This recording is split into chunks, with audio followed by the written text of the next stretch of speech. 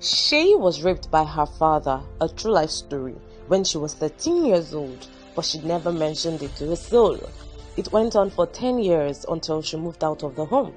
17 years after the incident, she decided to tell her mom and only brother on her 30th birthday.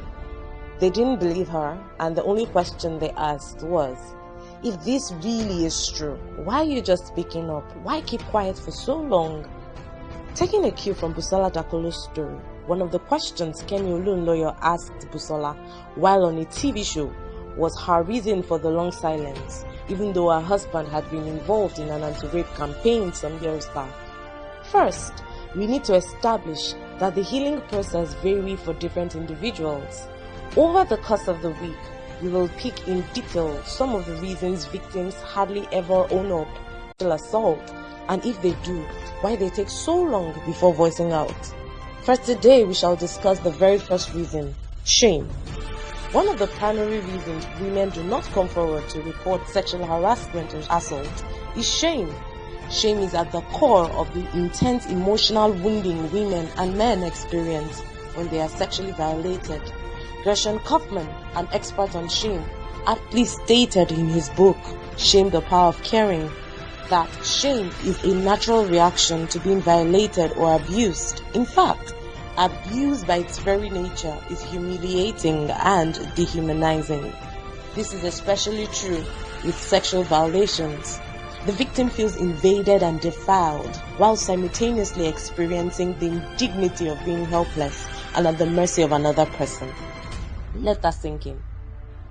This same sense of shame often causes victims to blame themselves for the sexual misconduct of their perpetrator. You'll hear things like, I might have been sending the wrong signals. I enjoyed his company and I smiled a lot. Maybe he thought I was into him. Understanding more about the emotion of shame can help explain why women blame themselves when they are violated and why more women do not report sexual assault or harassment. Shame is a deep feeling within us of being exposed and unworthy. When we feel ashamed, we want to hide. We hang our heads, stoop our shoulders, and curve inward as if trying to make ourselves invisible. Most people who have been deeply shamed take on the underlying and pervasive belief that they are defective, unworthy, unlovable, or bad.